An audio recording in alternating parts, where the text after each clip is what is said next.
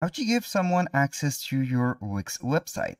Hello guys and welcome to this new tutorial. Today I'm going to show you how you can give anybody or someone specific an access to your Wix website.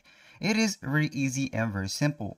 All you have to do, follow up the tutorial from the beginning till the end and you will be good to go.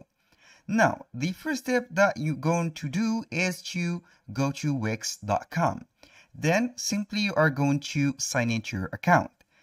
And after that, it will show you the sites that you have created.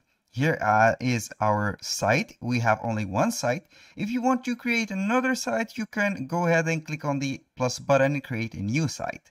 Now, I'm going to select the site that I want to give access to someone else, for example. And then it will show up the dashboard. As you can see here, we have the dashboard. If you want to give the access to someone, all you have to do is to click up here on the three dots. We have site actions. Click on it, and here we have some options. You can add a collaborator, as you can see, or transfer the site ownership. I highly recommend you to put this at collaborators, and then we are be guided to the sections on the settings. Here we have invite collaborators.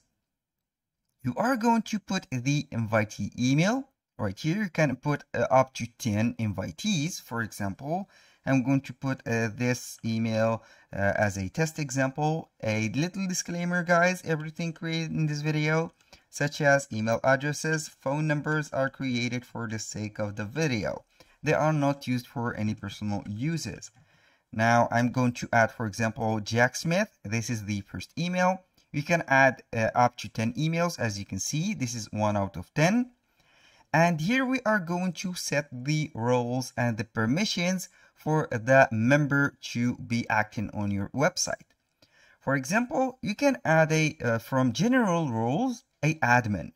You can add this person, which is Jack Smith, like that, as an admin. You are going to let here the admin, and also you can make the roles for it. You can go ahead and view the role permission of the admin or the co-owner. It has the access to edit, publish, and manage the site, including billing, payment, financial info, domains, and inviting other people. But he can't delete or transfer the ownership of the website. You can go ahead and add this person and give it the permission as a website manager. He has or she has the access to manage, edit, publish site, but cannot manage billing or financial situations. Also, they cannot delete, duplicate, or transfer the website. Here, we have in each role right here a permissions. When you click on the permissions, you will see here the exact permission that this role has. As you can see, the website manager permissions are set to 50 or 58. Yes, you can go ahead and duplicate and edit a new role based on this one. Click here, right here, and you can edit or customize the role. Here we have the website designer, back office manager, content writer, and you can give this permission to edit text, links, media sources for the site and collections in the CMS. Can also publish the site. And here we have the CMS roles, CMS editor, CMS admin. On the billing section, we have a billing manager or a domain manager. He can connect or she can connect and manage domains but cannot make purchases.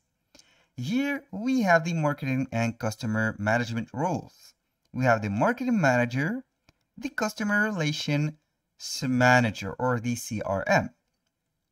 We have here these store roles. We can put a store manager. On the booking roles, we have two options: booking staff member and booking admins.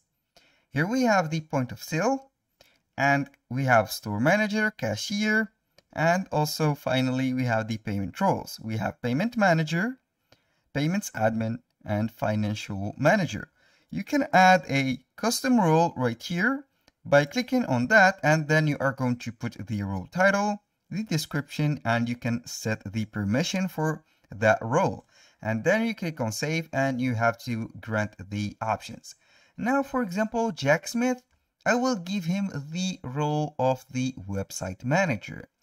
It has the role also of the website designer and back office manager.